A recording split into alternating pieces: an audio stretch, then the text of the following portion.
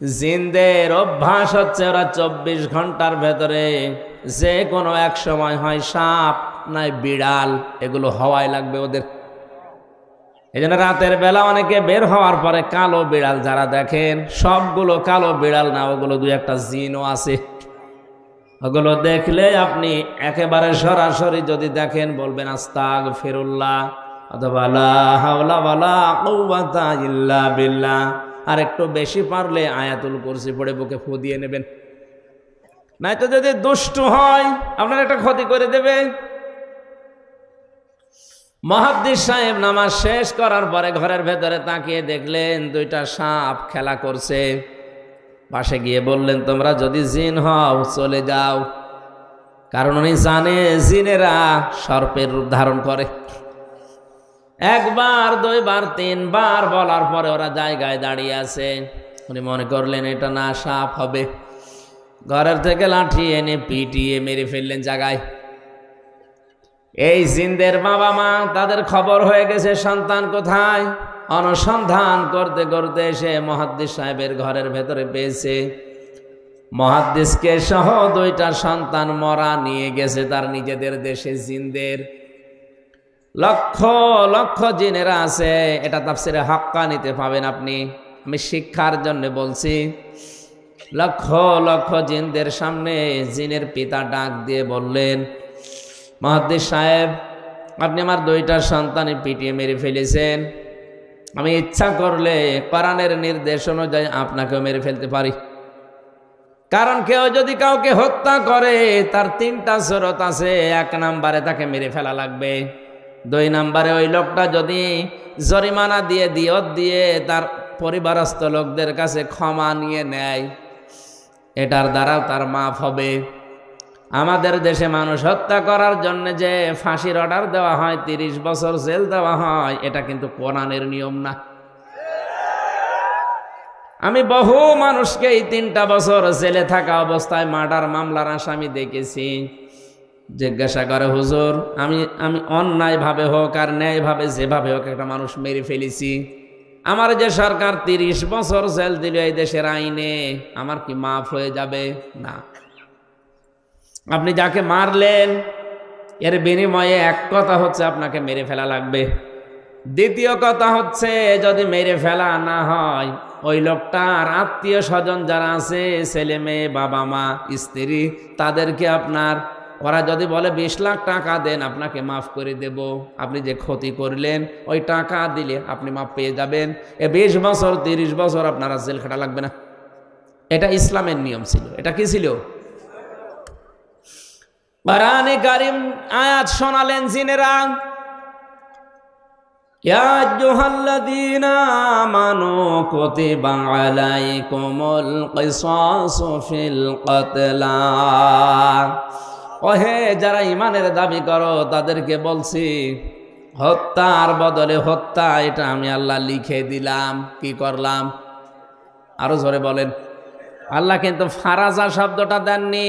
আলেম যারা আছেন তাদেরকে বলছি আল্লাহ কতিবা দিয়েছেন। ফরজ শব্দ দিলেও তো অর্থ হয়ে যেত, কাতাবা দিলেন কেন?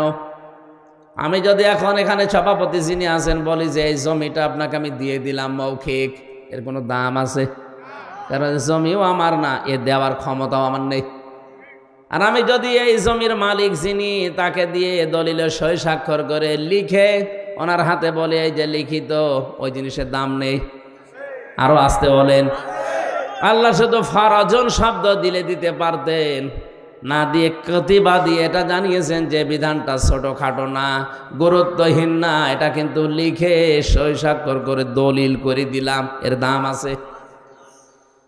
এদেশে যারা দায়িত্বে আছে আজ 53 বছর, এই আয়াতটা যদি ঠিক এইভাবে বুঝে স্বাধীনতার পরে এদেশের সংসদে আয়াতটা কায়েম করে দিতে পারতো, বঙ্গবন্ধু হত্যার বিচার আমরা অনেক আগে পেয়ে যেতাম। সুতরাং সঠিকভাবে যদি বিচার ব্যবস্থায় এই আয়াতটা এখন যারা দায়িত্বে আছে সংসদে কায়েম করতে পারে, আগামীতে কিয়ামতের আগে দেশে আর অন্যায় কোনো মার্ডার হবে না। এই গ্যারান্টি আল্লাহর। আল্লাহর গ্যারান্টি আজ পর্যন্ত মিথ্যা হয়নি, হওয়ার সম্ভাবনা নেই। কথা বলেন না কেন? আপনি একটু মেনে দেখেন না কেন? ফামান তাবিআ হুদায়া ফালা খাউফুন আলাইহিম ওয়ালা হুম ইয়াহজানুন। আল্লাহ পাক বলেন যে হেদায়েত পাঠিয়েছি, এটা যদি অনুকরণ করে চলতে পারো, আমি গ্যারান্টি দিলাম কোনো ভয় নেই, কোনো চিন্তা নেই। যে সমস্ত ভয়গুলো মানুষ আজ করে, যে রাস্তায় গেলে আমরা অনেকেই খুন হয়ে যাই, বাড়িতে থাকলে অনেকে গুম হয়ে যায়, এই ভয়টা কোরআন গ্যারান্টি দিচ্ছে যে থাকবে না। আর কোরআন যদি না থাকে, ও ভয় দিন দিন আরো বাড়বে। এই জন্য আমাদের উচিত হচ্ছে ৯৬% মুসলমানের দেশে কোরআন এর এই আইনটা সংসদে পাশ হোক। কথা বলেন। কিয়ামতে অন্তত যে গলাগুলো সাক্ষী দিল, কিয়ামতের ওই ময়দানে আল্লাহ যেন এই কণ্ঠগুলোকে আমাদের এই আয়াতের পক্ষে থাকার কারণে সাক্ষী হিসাবে কবুল করেন। আরে ভাই, ছোটখাটো বিষয় কিয়ামতে আল্লাহ দেখবে। ইব্রাহিম নবীর পক্ষে ছিল একটা ব্যাঙ, এই জন্য ব্যাঙের পোশাক আল্লাহ পাক করে দিয়েছে। ইব্রাহিম নবীর বিপক্ষে ছিল একটা কাংলাস, এই জন্য কাংলাস দেখলেই মেরে ফেললে 10টা নেকি হয়। অনলাইনের দ্বারা কোনো কাজ কিন্তু হয়নি, কাংলাসের দ্বারাও কোনো কাজ হয়নি, ব্যাঙের দ্বারাও কাজ হয়নি। কারণ এমন আগুন জ্বলছিল, 1 কিলোমিটার উপর দিয়েও যদি পাখি উড়ে যায় ঝলসে পড়ে যেত। এত বড় বিশাল অগ্নিকুণ্ড, এখানে ব্যাঙের পোশাকের কাজ হবে? বলেন না কেন? কিন্তু ব্যাঙের এই পোশাককে হযরতে জিবরাইল দেখার পরে জিজ্ঞাসা করলেন, তুমি যে পোশাক করো কোনো কিছু করতে পারবা? ব্যাঙ তার বলেছিল, ফেরেশতা আমি জানি আমার পোশাকে কাজ হবে না, কিন্তু আমার মালিককে আমি দেখাতে চাই যে আমি তোমার খলিলের পক্ষে আছি, ওই বেটা নমরুদের বিপক্ষে আছি। আল্লাহ এত বেশি পছন্দ করলেন কথাটা, ওই দিন থেকে কিয়ামত পর্যন্ত যত ব্যাঙ আসবে সব ব্যাঙের পোশাককে আল্লাহ পাক বলেই ঘোষণা করে দিয়েছেন। এই এদিকে তাকান, একটা ব্যাঙ ইব্রাহিম নবীর পক্ষে থাকার কারণে যদি তার পোশাক পর্যন্ত পাক হয়ে যায়, আমরা যে নবীর পক্ষে আছি তিনি কিন্তু খলিলুল্লাহ না, তিনি হাবিবুল্লাহ। বলেন বলেন, খলিলুল্লাহ আর হাবিবুল্লাহর পার্থক্য কি? খলিল বলা হয় ওই বন্ধুকে যে বন্ধু আমার আল্লাহর জন্য সব করতে পারে, আর হাবিব বলা হয় ওই বন্ধুকে যে বন্ধুর জন্য আমার আল্লাহ সব করেছেন। জোরে বলেন সুবহানাল্লাহ। ইব্রাহিম নবীর পক্ষে থাকার কারণে যদি ব্যাঙের পোশাক পাক হয়ে যায়, আমরা মুহাম্মদুর রাসূলুল্লাহ হাবিবুল্লাহর পক্ষে থাকলে আমাদের জীবন পাক হয়ে যাবে। এই জন্য আল্লাহর আয়াতের পক্ষে যারা সায় দিলেন, আপনি মানেন না সেটা আলাদা, কিন্তু আপনাকে রায় দেওয়া লাগবে যে আমরা এই আয়াতটা সংসদে দেখতে চাই। আজ হাজারো মানুষ জেলখানাতে, প্রায় 1 লাখের উপরে মানুষ এখন জেল খাটছে সারা বাংলাদেশে।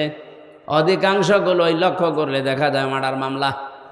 গাজীপুরের কাশিমপুর কারাগারে প্রায় 1200 মানুষ এখনো ফাঁসির দণ্ডাদেশ নিয়ে মাথায় নিয়ে কন্টেম সেলে কাটাচ্ছে। 10,000 মানুষ ওখানে আছে, 4 জেল মিলে প্রায় 1200-1300 মানুষ শুধু ফাঁসির আসামি। এদের 1 নাম্বার অপরাধ হচ্ছে এরা মানুষ হত্যা করেছে, এই কারণেই তো ফাঁসি দেয়। জিনদের পিতা ডাক দিয়েছে, মুহাদ্দিস সাহেব আমি কিন্তু আয়াত অনুযায়ী আপনাকে মেরে ফেলতে পারি, কিন্তু আমার একটা হাদিস জানা আছে, কোনো সৃষ্টি যদি তার আকৃতি পাল্টিয়ে ফেলে তাকে মেরে ফেললেও কোনো গুনাহ নেই। আমার সন্তান 2টা তাদের নিজেদের আসল আকৃতি পাল্টিয়ে সর্পের আকার ধারণ করেছে। আপনি যেটা বললেন যে 3বার তাদের বলার পরেও তারা শোনে নাই, এই জন্যে আপনি না বুঝতে পেরে মেরে ফেলেছেন। আমি আপনার কোনো দোষ দিতে চাই না, তবে একটা কথা, যে কোরআন শুনতে গিয়ে জীবন গেছে, স্থান ত্যাগ করে নাই। আপনার এই মধুর কণ্ঠ দিয়ে আমাদেরকে ওই কোরআন থেকে একটা কিছু শুনিয়ে বিদায় করেন। মুহাদ্দিস শাহ ওয়ালিউল্লাহ দেহলভী রহমতুল্লাহ আলাইহি তার মধুর কণ্ঠ দিয়ে কোরআনের সবচাইতে সুন্দর সূরা যেটা সূরা রহমান তেলাওয়াত করে শোনালেন, আর রহমানু আল্লামাল কুরআন খলাকাল ইনসানা আল্লামাহুল বায়ান। হাজার হাজার জিনের অজ্ঞান হয়ে গেছে, হুশ যাদের ছিল তারা সঙ্গে সঙ্গে বলে উঠেছে, কুলু উহিয়া ইলাইয়া আন্নাহু ইসতামা'a নাফারুম মিনাল জিন্নি ফাকালু ইন্না সামি'না কুরআনান আজাবা। তারা বলেছে অবশ্যই যে ওহী শুনলাম এটা আশ্চর্য কোরআন। শব্দের দিকে খেয়াল করেন, ইয়াহদি ইলার রুশদি ফাআমান্না বি। এই এদিকে তাকান, ইয়াহদি ইলার রুশদি ফাআমান্না বি। যে কয় মিনিটে আমরা কোরআন শুনেছি, এ কোরআন আমাদেরকে হেদায়েতের পথ বলে দিয়েছে। আপনি মনে হয় বুঝতে পারেননি, জেনেরা কোরআন শুনেছিল কয়দিন? মাত্র কয়েক মিনিট। কয়েক মিনিট লাগে সূরা রহমান পড়তে। এই কয়েক মিনিট শোনার পরে তাদের সিদ্ধান্তের দিকে তাকান, ইয়াহদি ইলার রশদি ফাআমান্না বি। এ কোরআন আমাদেরকে হেদায়েতের পথ বলে দিয়েছে, আমরা ঈমান আনলাম। ওয়ালান নুশরিকা বিরাব্বিনা আহাদা। জীবন চলে গেলেও কোনোদিন আল্লাহর সাথে আমরা শরীক করব না। এখানে আলেম নেই? এই যে আলেম বসে আছে দুইটা, জিজ্ঞাসা করেন মোজারের আগে লান আসলে অর্থ হয় কখনোই না। আমার শিক্ষা দেওয়ার বিষয়, জিনেরা মাত্র কয়েক মিনিট কোরআন শুনে যদি এত বড় বড় সিদ্ধান্ত নিতে পারে যে আমরা সব পথ ভুলে গেছি, আমরা হেদায়েতের পথ পেয়ে গেছি, আমরা ঈমান এনেছি, কোনো দিন জীবন চলে গেলেও আল্লাহর সাথে শরীক করব না। আর আমরা সেই জন্মের পর থেকে কোরআন শুনে আসছি। আমাদের কি এখনো শিরিক বন্ধ হয়েছে? আসতে বলেন, আমরা ঈমান আনতে পেরেছি না। অনেকেই আমরা জানি যে ওযু করলে ওযু ভেঙে যায় 7টা কারণে, নামাজ পড়লে নামাজ ভেঙে যায় 19টা কারণে। কথা বলেন না কেন? ঈমান আনলে ঈমান ভেঙে যায় 10টা কারণে। এখানে যত মানুষ বসে আছে, শুধু বিজ্ঞ আলেমগুলো বাদ দিয়ে যদি জিজ্ঞাসা করা হয়, ভালো ভালো মুসল্লি পর্যন্ত বলতে পারবে না যে ঈমান ভাঙার যে 10টা কারণ। পারবে না? ওর মনে নেই। ঈমানও ভেঙে যায়, মানুষের আমলও ভেঙে যায়। এখন যদি বলেন আমলের আবার হাত পা আছে নাকি ভেঙে যায়? হ্যাঁ, আমল ভাঙে। আমল কিভাবে ভাঙে আমি বলবো। এই এলাকায় যদি কারো আমল ওরকম থাকে, ভেঙে গেলে আমার কিছু করার নেই। আল্লাযীনা কাফারু ওয়া সাদ্দু আন সাবিলিল্লাহি আযাল্লা আমালাহুম। সূরা মুহাম্মাদের প্রথম আয়াতে আল্লাহ জানিয়েছেন, যারা কুফরি করে আর যারা আল্লাহর পথে বাধা সৃষ্টি করে, আযাল্লা ইউদিল্লু বাবে ইফআল, বাংলা অর্থ দাঁড়িয়েছে আমলের বহু বচন আমাল।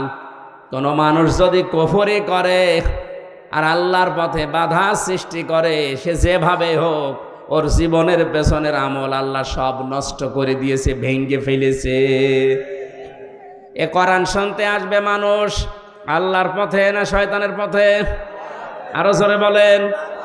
মাওলানা আমিনুলকে যারাই বাধা দিয়েছে, আমি সজ্ঞানে স্বেচ্ছায় একেবারে বাস্তবতার সাথে মিলিয়ে কোরআন সামনে নিয়ে বলছি, আপনি নামাজ পড়তে পারেন, পাগড়ি মাথায় দিতে পারেন, হজ করতে পারেন, কোরআন অনুষ্ঠান চালু হবে বাধা দেওয়ার জন্য যারাই বিভিন্ন কায়দায় চেষ্টা করেছেন, আপনার আমল ভেঙে গেছে।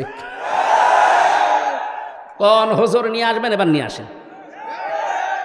যদি মনে করেন না বানিয়ে বলছি, সূরা হুজুরাতের 2 নম্বর আয়াতের ব্যাখ্যা আছে।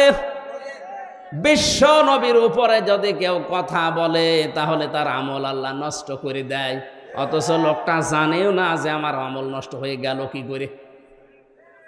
লা তারফাউ আসওয়াতাকুম ফাওকা সাওতিন নাবিয়্যি ওয়া লা তাজহারু লাহু বিল কওলি কাজহারি বা'দিকুম লিবা'দিন আন তাহবাতা আমালুকুম ওয়া আনতুম লা তাশউরুন। কোন ইমানদার যদি নবীর উপরে কণ্ঠ দিয়ে উচ্চ আওয়াজে কথা বলে, হে নবী আপনি জানিয়ে দেন তার আমল আর নেই, সব নষ্ট হয়ে গেছে। এই আয়াত আমি বানালাম। কাবা এখনো পর্যন্ত মসজিদে নববীতে নবীজির রওজার উপরে এটা স্বর্ণের অক্ষর দিয়ে লেখা আছে। আপনি বলেন তো এখানে নবী আছে কিয়ামত পর্যন্ত দুনিয়ায় আসবে? আরো জোরে বলেন বলেন।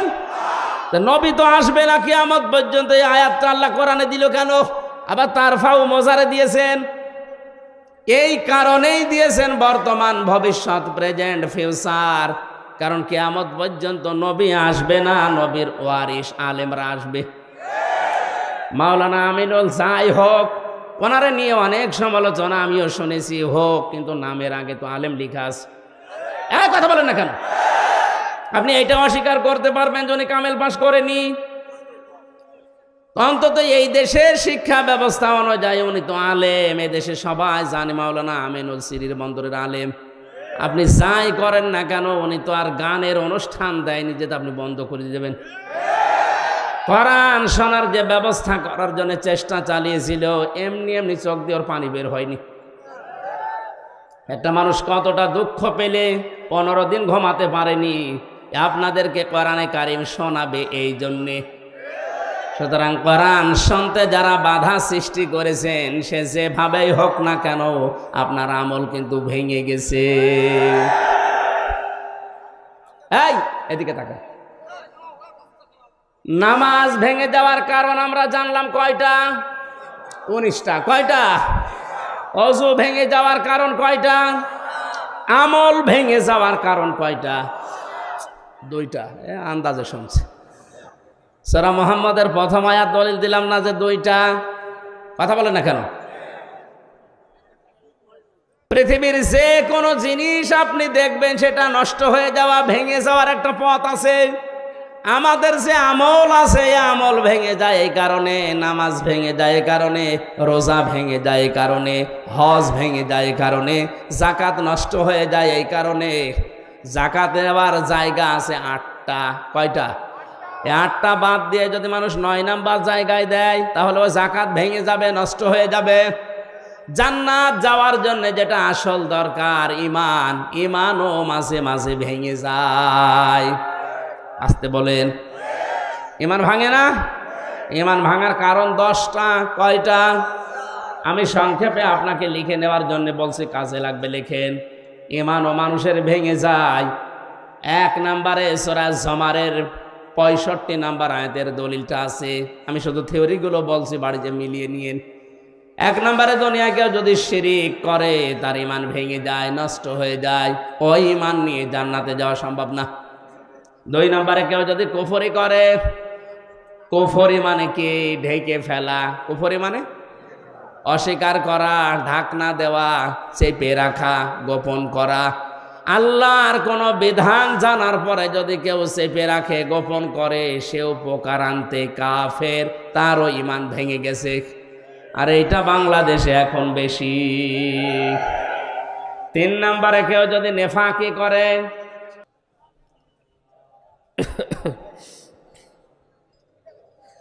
দাও খোদা দাও আমায় আবার ওমার দারাজ দিল, দাওয়ালির মতো বীর সেনানি জাগাতে নিখিল।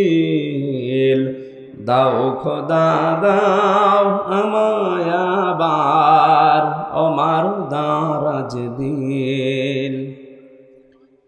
হামজাকে দাও ঘরে ঘরে জীবন দিতে ওয়াকাতরে।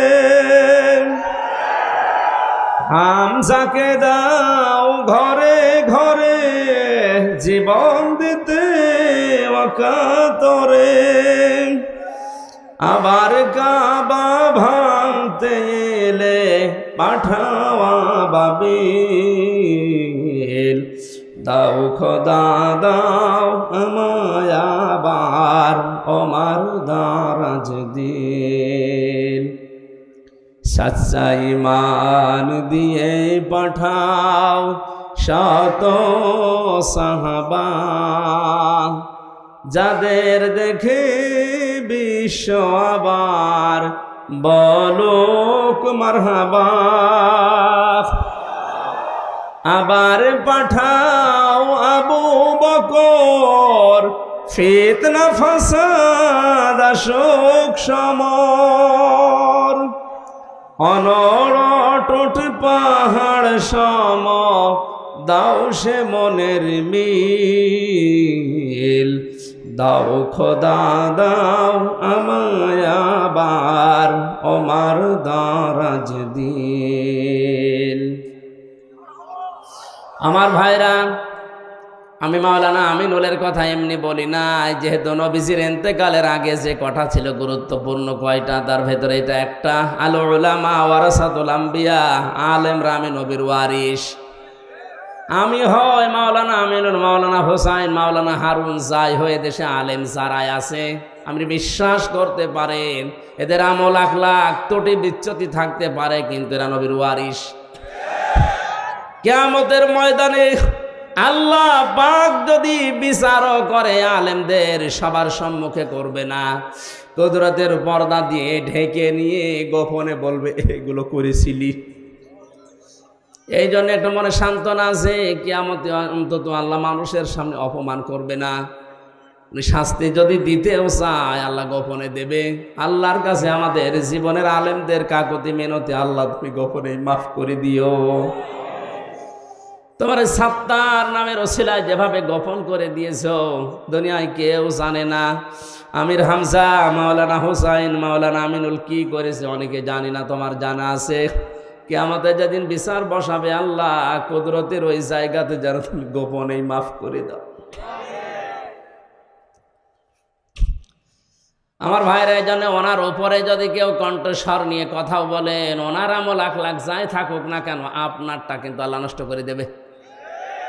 আমি ইমান ভাঙার যে 10টা কারণ বলেছি লিখে নেওয়ার জন্য, যাদেরকে লিখে নিয়েছেন হয়তো 3 নম্বরে নেফাক, যাদের ভেতরে আছে মোনাফিকি, ওপরে ফিটফাট ভেতরে সদরঘাট, আপনার ইমান ভেঙে গেছে।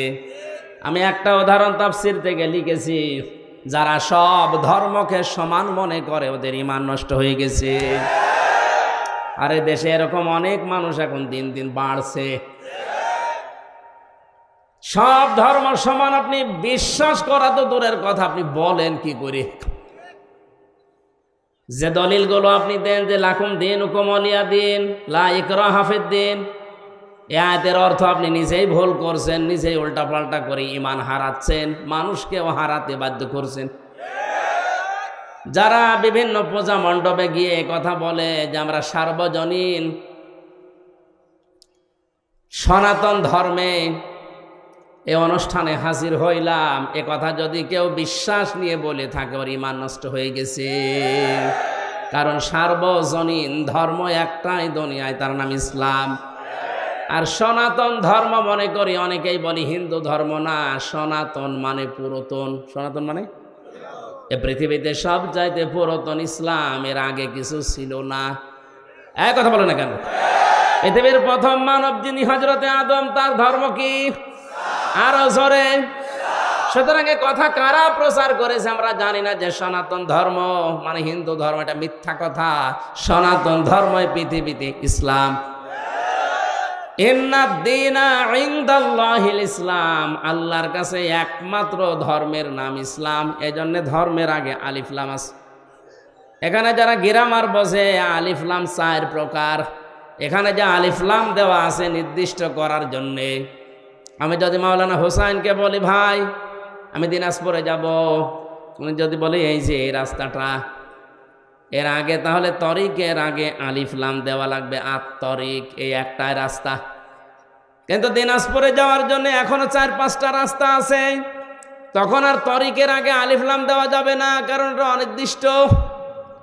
যে কোনো রাস্তা দিয়ে আমি যেতে পারি, দিনাজপুরে পৌঁছালেই হলো। কিন্তু কোনো রাস্তা দিয়ে দিনাজপুরে গেলে আপনি পাবেন না, শুধু এই রাস্তাটা ছাড়া। তখন তরিক বা রাস্তার আগে কি লাগবে? আলিফ লাম কি লাগবে? যত ধর্ম দুনিয়ায় আছে সব ধর্মের ব্যাপারে আল্লাহর বক্তব্য এই, সবগুলো শয়তানের আবিষ্কার করা, আমি আল্লাহর আবিষ্কার করা ইসলাম। আমাইয়াবতাগি গায়রাল ইসলামি দীনান ফালা ইকবালা মিনহু। ইসলাম বাদ দিয়ে অন্য কোনো ধর্ম নিয়ে, অন্য কোনো জীবন ব্যবস্থা নিয়ে কেউ যদি আল্লাহকে রাজি করতে চায়, ওর জীবনের কোনো কিছু আল্লাহ কবুল করছে না, করবে না। তাহলে আয়াতগুলো দ্বারা কি প্রমাণ হয়? সব ধর্ম সমান? আরো জোরে। অনেকে এখন ফতোয়া বের করছে যে আমরা উদারতা দেখাতে গিয়ে বলি আপনি কি আল্লাহর চাইতে বেশি উদার? আশা করছি এটা যারা ভুল বুঝে হোক আর জেনে শুনে হোক ষড়যন্ত্র করে বলছেন, আপনার ঈমান ভেঙে গেছে। 4 নম্বরে, নবী ছাড়া যারা অন্য কারো আদর্শ ভালো মনে করে। কয়েকদিন আগে একটা জরিপ পেয়েছিলাম, এদেশে বিশ্ব নবীকে একমাত্র আদর্শ মেনে চলে মাত্র 100 জনের 15 জন। তাহলে এই যে পয়েন্টগুলো আমি কোরআন থেকে হাদিস থেকে লিখেছি, প্রত্যেকটার পেছনে হায়াতের দলিল আছে। আমি দলিলগুলো লম্বা করে বলতে পারছি না, শুধু আমার সাবজেক্টে যাব। তাই যারা আজ বিশ্ব নবী বাদ দিয়ে অন্য কাউকে আদর্শ মানে, তাদের সংখ্যা এই দেশে 85 জন। কত? আর একমাত্র যারা বিশ্ব নবীকে উসওয়াতুন হাসানা মানে, ওদের সংখ্যা মাত্র 15 জন। আপনি হিসাব করে বলেন, আমরা খালি চিল্লাই যে দেশে 96% মুসলমান। হ্যাঁ, মুসলমান আছে, ওই আদমশুমারিতে আছে, আর ওই আগা কাটা আছে। অনেকেই ভাবে যে আগা কেটে দিলেই মুসলমান। ছাগল কি? ছাগলের তো দিয়ে, ছাগলের দেয় না। না, ভুল যারা করছেন আপনাকে সংশোধনী দিলাম, আশা করছে আপনার বিবেক খুলবে। এরপরেও যদি আপনি একেবারে সে আবু জেহেলের মতো অনড় হয়ে থাকেন, আমার মনে হয় আপনার হেদায়েত কপালে আর নেই। 5 নম্বরে, আল্লাহর বিধান যাদের ভালো লাগে না, এটা সূরা মুহাম্মদের 9 নম্বর আয়াতে আছে। এদেশে এখন নেই। একই আল্লাহর বিধান কোরআনে কারিমে আকিমুস সালাত খুব আদায় করছে, আতুজ যাকাত খুব দিয়ে দিচ্ছে, কিন্তু একই আল্লাহর বিধান আনাকিমুদ্দিন, দিন কায়েম করো, ওয়ালা তাতাফাররাকু ফি, এই বিষয়ে কোনো ফতোয়াবাজি করো না। এখানে ওর খবর নেই। দিনটা যে কায়েম করা ফরজ নামাজের মতো, রোজার মতো, অনেকেই জানেও না ও মানেও না। অথচ পৃথিবীতে যত নবী এসেছিলেন, আমি আলেমদের বলছি, প্রত্যেকটা নবীর শরীয়তে কম বেশি কোনো মাসলা মাসাইল নিয়ে একটু ঝামেলা ছিল। হয়তো অনেক নবীর সাথে আমাদের নবীরটা মেলেনি। যেমন হযরতে মুসা আলাইহিস সালামের জামানায় কারো শরীরে যদি লাপাক লেগে যেত, ওই জায়গাটা এরকম মুছে ফেললেই হয়ে যেত। হযরতে ঈসা নবীর জামানায় একটু কঠিন ছিল, কোনো জায়গায় নাপাক লেগে গেল চামড়া খুশিয়ে খুশিয়ে তুলে ফেলে লেগে লাগতো।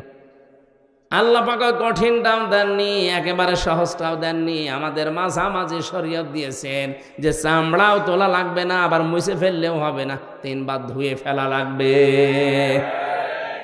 হ্যাঁ, এই যে মাসলা মাসালে হয়তো বিভিন্ন নিয়ম নীতি নিয়ে মতপার্থক্য ছিল, কিন্তু আদম থেকে শুরু করে আমাদের নবী পর্যন্ত প্রত্যেকের মিশন একটাই ছিল, আনাকিমুদ্দিন ওয়ালা তাতাফাররাকু ফি। নামাজ যেভাবে কায়েম করো, রোজা যেভাবে ফরজ মনে করে করো, দিন কায়েম করা কিন্তু ঠিক ওই রকম ফরজ। আর এই বিষয়ে কোনো পার্থক্য, মত পার্থক্য, ফতোয়াবাজি, দলাদলি চলবে না। আর যত দলাদলি মত পার্থক্য সব এই জায়গায় এসে, এদেশে মানুষ যত তার চাইতে দল বেশি। এটা মিথ্যা কথা। কারণ এমনও লোক আছে 1 জন 2 3 দল করে, যখন যে দল উনি ওই দলের কর্মী, যেদিকে বৃষ্টি পড়ে ওইদিকে ছাতা ধরে, এরকম মানুষ আছে না নেই? আল্লাহর কোন বিধানকে আপনি যদি খারাপ মনে করেন, হ্যাঁ আপনার বুঝে আসছে না, সেটা আলাদা কথা বলছেন। আল্লাহর বিধানকে খারাপ মনে করলে ঈমান নষ্ট হয়ে যায়, ভেঙে যায়, ব্যর্থ হয়ে যায়। 6 নম্বরে, দিনের কোন বিধানকে নিয়ে কেউ যদি কটাক্ষ করে, উপহাস করে, মর্যাদা দিতে না চায়। এটা আজ দিন দিন বাড়ছে। আল্লাহর বিভিন্ন বিধান নিয়ে মানে তো না, আরো কটাক্ষ করে, আরো উপহাস করে উড়িয়ে দেয়।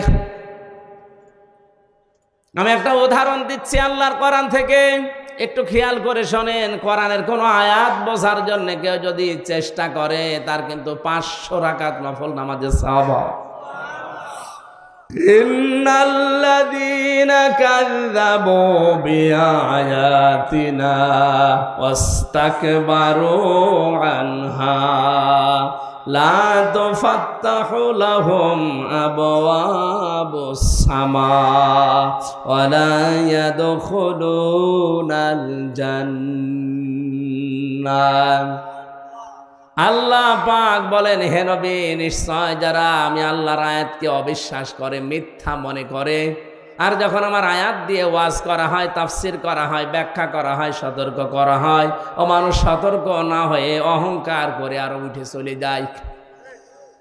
ওয়াস্তাকবারু আনহা, ইস্তেকবার করে, অহংকার করে, দাম্ভিকতা দেখিয়ে মুখ ফিরিয়ে চলে যায়।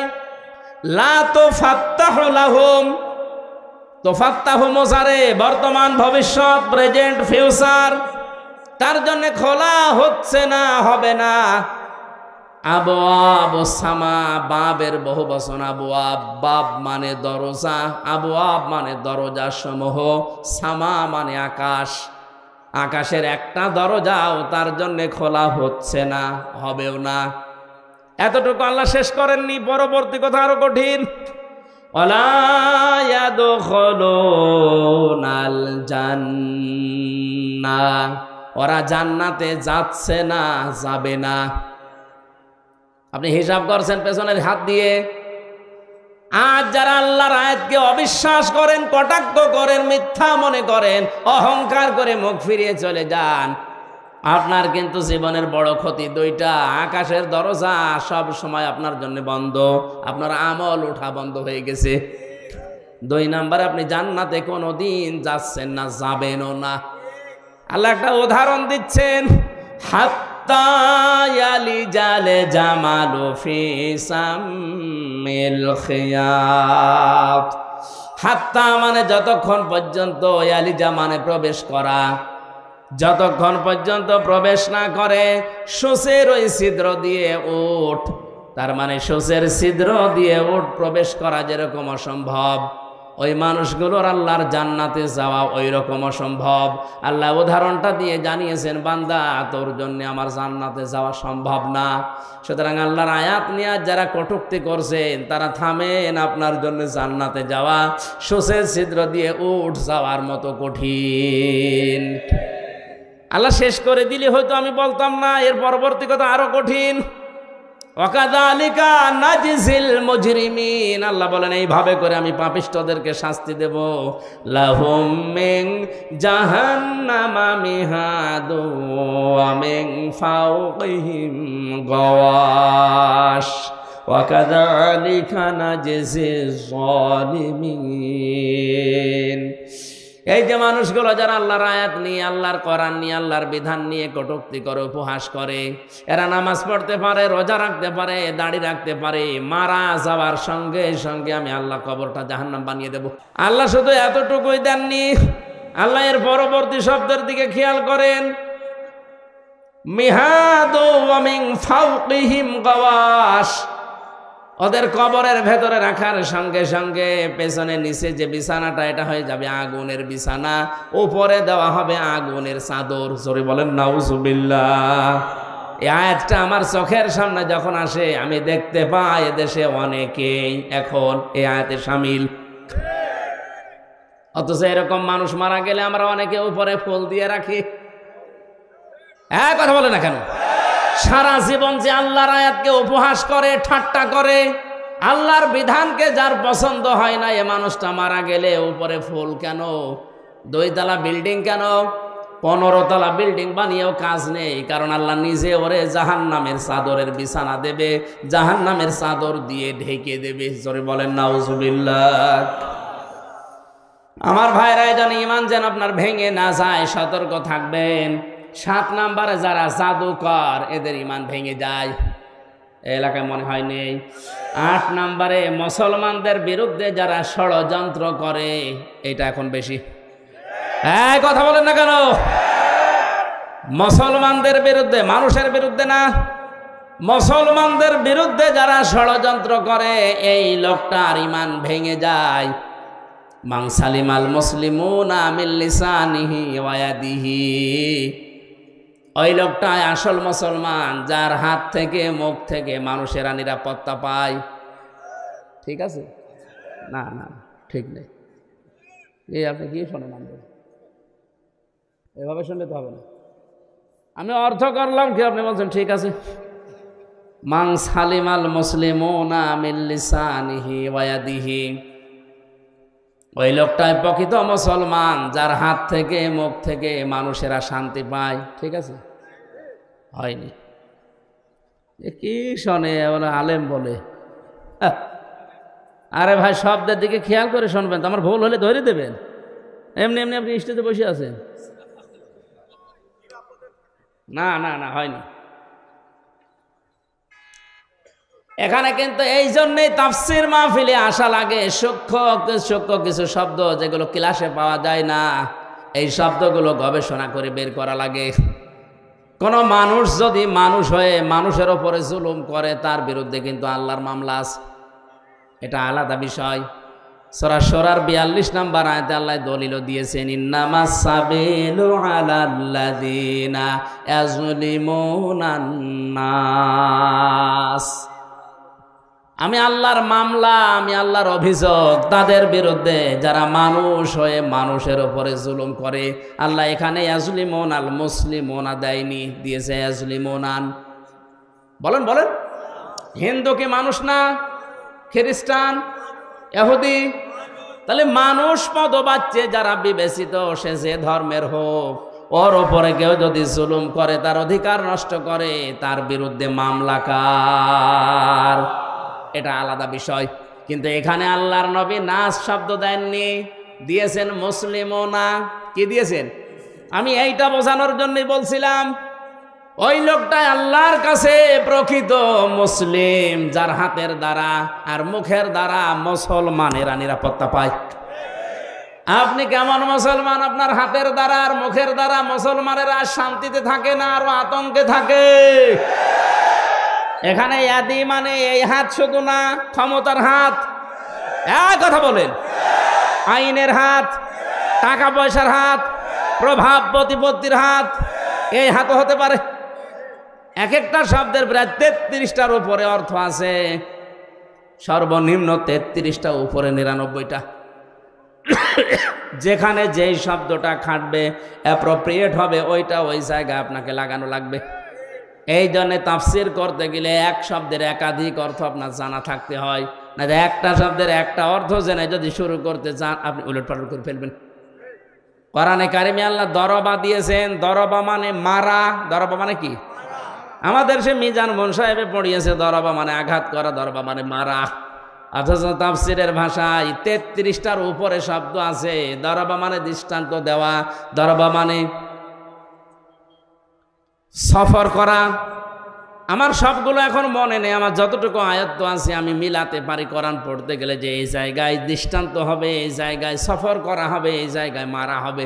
আমি যদি ওই মারাটাই জেনে রাখতাম, অর্থ করতে পারতাম। আল্লাহ পাক এখানে মুসলিমুনা শব্দ নাস না দিয়ে নবীজি কেন দিয়েছেন?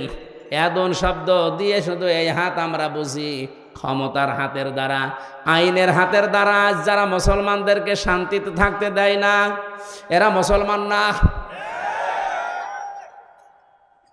প্রভাব প্রতিপত্তি আছে এলাকায়, টাকা পয়সার মালিক, এই কারণে তাদের এই টাকা পয়সার যে হাত আছে, প্রভাব প্রতিপত্তির হাত আছে, এই হাতের দ্বারাও অনেক মুসলমান আজ শান্তিতে নেই। অনেক মুসলমানের প্রভাব প্রতিপত্তি আছে, জোর করে মসজিদের সভাপতি হয়ে বসে আছে, না দিলে আবার রাগ করে। এটা একটু বেশি হয়ে গেল। হ্যাঁ, মসজিদের সভাপতি হওয়ার জন্য কমপক্ষে 5টা গুণ লাগে। কয়টা? না ভাই, আমার এই ওয়াজ করার দরকার নেই। অনেক সভাপতি শেষে বলবো আমার দরকার নেই, আমি ছেড়ে দিলাম, তোরা চালা গাজা।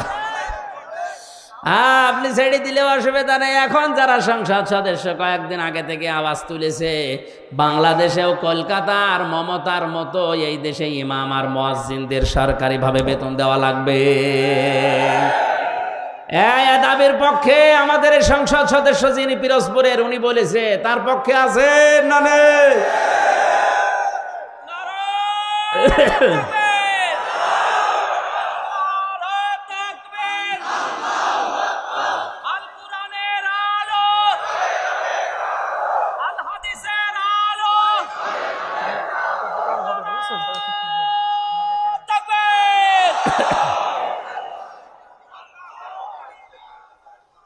এই পৌরসভার মেয়র যিনি আছেন, ড্রেন পরিষ্কার করে, টয়লেট পরিষ্কার করে, তার যদি বেতন দেওয়া যায় 3 লক্ষ 3.5 লক্ষ, মসজিদের ইমামের বেতন আর মুয়াজ্জিনের বেতন দিতে গেলে আমাদের প্রধানমন্ত্রী পারবে না। 564টা মডেল মসজিদ বানিয়েছে, এখানে যদি বেতন দিতে পারে ইমাম মুয়াজ্জিনের, 3.5 লাখ মসজিদের ইমাম মুয়াজ্জিনের বেতনও দিতে পারবে। সে কলিজা তার আছে, কথা বলছে না কেন? তার কলিজা না থাকলে 10.5 লাখ 12 লাখের উপরে। তাকান কত মানুষকে আশ্রয় দিয়েছে। চীন এত বড় রাষ্ট্র, একটা মানুষও নেয়নি। কথা বলছে না কেন? আর সমালোচনা আলোচনা তার বিরুদ্ধে পক্ষে বিপক্ষে আছে, কিন্তু তার কয়েকটা কাজ কিন্তু খুব ভালো। বিশেষ করে একটি খামার একটি বাড়ি, এই প্রকল্পের মাধ্যমে অনেকে আজ একটা কর্মজীবন পেয়েছে, একটা মাথা গোজার ঠাঁই পেয়েছে। প্রধানমন্ত্রীর জীবনে কিছুই যদি আল্লাহর ভালো না লাগে, এই কাজটা ভালো হবে, কারণ এটা কোরআনে কারিমের সূরা মুদ্দাসসির থেকে নেওয়া। আলাম নাকুন নুতিউমুল মিসকিন, হে নবী আপনি মিসকিনদেরকে খাবার দেবেন, যারা দেয় না তারা মুসলমান দাবি করলেও জাহান্নামে যাবে। সুতরাং শুধু নিজে খেয়ে পরে বাঁচবেন, এতিম মিসকিন অসহায় মানুষের খবর রাখবেন না, আপনি জান্নাতে যেতে পারেন না। উনি হয়তো এই আয়াত থেকে এই শিক্ষাটা নেওয়ার জন্য একটি খামার একটি বাড়িয়ে প্রকল্প চালু করেছিল। আর দুর্নীতি হয়েছে, হয়তো অনেকে একটি খামার একটি বাড়ি বানাতে গিয়ে মাসের বদলে রড দিয়েছে, আমরা জানি, কিন্তু কাজ তো করেছে। যারা দায়িত্ব পেয়েছিল ওরা 2 নাম্বারই করলে উনি ওখানে ঢাকা থেকে করবে কি? সুতরাং এই কাজটা যেন আল্লাহ কবুল করেন। লক্ষ লক্ষ মানুষের মাথা গোজার মতো একটা ঠাঁই হয়েছে, একটা কর্মসংস্থান তৈরি হয়েছে। জোরে বলেন সুবহানাল্লাহ। আমি কিন্তু শিক্ষা দেওয়ার জন্য যে জায়গায় ছিলাম ওখানে ফিরে যাচ্ছি। যে মানুষগুলো কাউকে মুসলমানদের বিরুদ্ধে ষড়যন্ত্রে লাগিয়ে দেয়, এই লোকটার মুসলমান থাকে না, ইমান ভেঙে যায়। 9 নম্বরে কাউকে যদি কেউ ইসলামের ঊর্ধ্বে মনে করে, ওর ইমান নষ্ট হয়ে যায়। আমি এই শব্দটা আর বলবো না। কাউকে আপনি ইসলামের ঊর্ধ্বে মনে করতে পারবেন না, এমনকি নবীজিও না। কারণ নবীজি ইসলামের প্রচারক ছিলেন, ইসলামের খাদেম ছিলেন। বিশ্ব নবীকে যখন পাথর দিয়ে দিয়ে মেরে মেরে রক্তাক্ত করে ফেলে রাখতো, জিবরাইল এসে পাথরগুলো সরিয়ে বড় একটা পাথরের ওকে বলতেন তুলা হয়ে যাও, তোলার মতো নরম করে ওখানে যখন শুয়ে দিতেন, জিবরাইলকে নবীজি বলে ভাই আমার কি কাজ? নবীজিকে আল্লাহ শুনিয়েছেন, ফেরেশতা বলে দাও যে দিনের জন্য নবীকে পাঠিয়েছি ওই দিনের জন্য মার খেয়েছে। সকাল বেলা থেকে মোহাম্মদ রাসূলুল্লাহর ওই দিনের প্রচার করাই কাজ। তাহলে দিনের মর্যাদা কত বেশি ইসলামের। এজন্য ইসলামের ঊর্ধ্বে কাউকে মনে করা যাবে না, সে যেই হোক। কথা বুঝতেছেন? আমার কাছে আগে ইসলাম, আমি মুসলিম হিসাবে, এরপরে অন্য কিছু। 10 নম্বরে ইসলামের কোন বিধানকে যারা ঘৃণা করে, এটা সূরা সেজদার 22 নম্বর আয়াতের ব্যাখ্যায় পাবেন। তাহলে আমি বলছিলাম দুনিয়াতে অনেক কিছু আছে যেগুলো করলেই হয় না, ভেঙে নষ্ট হয়ে যায়। এই পৃথিবীতে শয়তানের যে বন্ধু, এই বন্ধু কিন্তু ভেঙে যায়। শয়তানের সাথে যারা বন্ধুত্ব করে, এই বন্ধুত্ব ভেঙে ফেলার বুদ্ধি আছে না নেই? আমরা যারা শয়তানের সাথে বন্ধুত্ব করলাম, এই যে অপচয় করে, অশ্লীলতা ছড়ায়, যৌনতা ছড়ায়, নবীদের, তার মানে নবীর ওয়ারিসদের মুখের উপরে জোরে কথা বলে, আল্লাহর পথে চলতে বাধা দেয়, এগুলো সব শয়তানের কাজ। কার কাজ? আল্লাহ আমাদেরকে হেফাজত করুন, বলেন আমিন। সূরা জুমার মাত্র 2টা আয়াত পড়েছিলাম। এমন গুরুত্বপূর্ণ বিষয় আল্লাহ আয়াতের ভেতরে দিয়েছেন, একটু খেয়াল করে তাফসীর আকারে শোনেন। ইয়া আইয়ুহাল্লাযীনা আমানু ইযা নুদিয়া লিস-সালাত, আল্লাহ পাক বলেন ঈমানদারেরা যেদিন আযান দেওয়া হয়, ইলা ইয়াউমিল জুমআ ইযা নুদিয়া লিস-সালাতি মিন ইয়াউমিল জুমআ, জুমার দিন যখন আযান দেওয়া হয়, ডাকা হয়, আহ্বান করা হয়, ঘোষণা দেওয়া হয়, ফাসাউ ইলা যিকিরিল্লাহ, তোমরা আল্লাহর জিকিরের দিকে, নামাজের দিকে দৌড়াও। কে বলছেন? আরো জোরে বলেন। ওয়াজারুল বাই, দুনিয়ার সব বেচা কিনা কাজ কারবার বন্ধ করে দাও। যালিকুম খায়রুল লাকুম ইন কুনতুম তা'লামুন, এইটাই ভালো কাজ, এইটা যদি তোমরা বুঝে থাকো। এবার আসেন আয়াতের বাস্তব ব্যাখ্যা কি। আল্লাহ পাক শব্দটা দিয়েছেন ইযা নুদিয়া লিস-সালাতি মিন ইয়াউমিল জুমআতি ফাসআউ ইলা যিকিরিল্লাহ, যখন আযান হয়ে যাবে সব কাজ কাম বন্ধ করে দিয়ে দৌড়াও নামাজের দিকে। কিসের দিকে? আরো জোরে বলেন। আর আমরা হাদিস শুনেছি এতদিন যে নবীজি জানিয়েছেন কেউ যেন নামাজের জন্য দৌড়িয়ে মসজিদে যাবা না। শোনেননি? শুনছি মানে কি? এটাই সঠিক হাদিস। মুসলিম শরীফের হাদিস হচ্ছে কেউ যেন মসজিদে দৌড়িয়ে যাবা না নামাজ পড়ার জন্য। ফজরের নামাজে নবীজি নামাজ আদায় করছেন, নামাজের ভেতরে ধপ ধপ করে কিছু আওয়াজ শুনলেন, নামাজ শেষ হয়ে গেল, ঘরে বসলেন, ডাক দিয়ে বললেন সাহাবীরা নামাজের ভেতরে আমার কানে আওয়াজ এসেছে, ধপ ধপ করে আওয়াজ হচ্ছিল, কিসের? সাহাবীরা বলে হুজুর আমরা ফজরে টের পেয়েছি দেরিতে, জলদি করে ওযু করে মসজিদে আমরা অনেকেই দৌড়িয়ে এসে জামাত ধরেছি। ওই দিন নবীজি হাদিসটি বলেছিলেন যে তোমরা কেউ দৌড়িয়ে জামাত ধরবা না, যতটুকু পারা দেয় ধীর স্থির ভাবে নামাজ পাও, বাকি যেটা পাবে না কাজা করে নেবে। কথা বুঝতেছেন? তাহলে আয়াতের সাথে নবীর কথার কোনো মিল নেই। হ্যাঁ, কই আছে কই? আল্লাহ বললেন দৌড়াও, নবীজি বললেন দৌড়ানোর দরকার নেই। আল্লাহ দৌড়াতে বলেছেন এই কারণে আপনার যেন নামাজ গুরুত্ব দিয়ে, যখন দুনিয়াতে নামাজের সিস্টেম চালু হয়ে যাবে, আজান হয়ে যাবে, সব কাজ কাম আপনার জন্য এখন বন্ধ। আল্লাহ এইটা বোঝাতে চেয়েছেন যে কাজ কামে লিপ্ত থাকতে গিয়ে যেন আল্লাহর নামাজের জামাত শেষ হয়ে না যায়। এই জন্য আগে থেকে প্রস্তুতি নাও, আগে থেকেই তোমাকে নিজেকে প্রস্তুতি করো, অন্তত মসজিদের সাথে তোমার এই জীবনটা, তোমার অন্তরটা লটকিয়ে রাখো।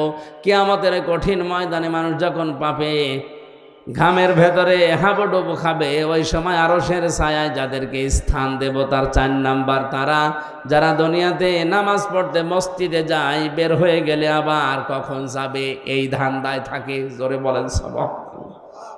আমরা এই কাজ কারবারগুলো একটু আদায় করি। বলে ফাসাউ ইলা যিকিরিল্লাহর ব্যাখ্যা মানে দৌড়াতে বলেছে এই জন্যে যেন আপনি আগে থেকে প্রস্তুতি নেন, নামাজ যেন নষ্ট না হয়ে যায়। এই কারণে সব কাজ কাম বন্ধ করে দিতে বললেন। এদের সাথে বাংলাদেশের বাস্তবতার মিল হয় না, আমি অনেক ক্ষেত্রে দেখেছি। আল্লাহ বলছেন দৌড়াও নামাজের জন্যে, সব কাজ কাম বেচা কিনা দোকানপাট যত কিছু আছে বন্ধ করা লাগবে। কে বলছেন? আরো জোরে। দিনাজপুরবাসী খেয়াল করেন, জমার নামাজ আজান থেকে শুরু করে একেবারে শেষ পর্যন্ত আমার মনে হয় 1-1.5 ঘন্টা সময় লাগে। কথা বলছেন না কেন? আল্লাহ বললেন তোমাদের এইটাই ভালো কাজ, নামাজে আসো, ওই কাজ বন্ধ করে দিয়ে। আর আমরা দেখছি না 1-1.5 ঘন্টা সময় লাগছে। অথচ এই দেশে এমন অনেক মানুষ আছে 1 ঘন্টায় 5 লাখ টাকা উপায় করে। মানে কি আপনার বেশি মনে হয়ে যাচ্ছে? ঢাকাতে ডাক্তার মতিয়ার রহমানের বাড়ি খুলনা, অনেক পিত্তথলির পাথর বের করেন অপারেশন ছাড়া। ওনার 15 মিনিট সর্বোচ্চ সময় লাগে এক একটা অপারেশন করতে, 1,20,000 করে টাকা নেয়। তো 1 ঘন্টায় যদি 4টা 5টা করে কত টাকা হয়? উনি 1.5 ঘন্টা নামাজ পড়তে গেলে কমপক্ষে 7 লাখ টাকা ওনার লস হবে। কথা বলছেন এখন উনি যদি এই আয়াতের প্রশ্ন করে, আল্লাহ তোমার সাথে তো আমার বাস্তবতা মেলে না, তুমি বলছো যালিকুম খায়রুল লাকুম, এইটাই ভালো কাজ, অথচ আমি দেখলাম না নামাজ পড়তে গেলে আমার 7 লাখ লস, তা আমার তো লাভ হচ্ছে না লস হচ্ছে, তাহলে কোরআনের এই আয়াত ভুল।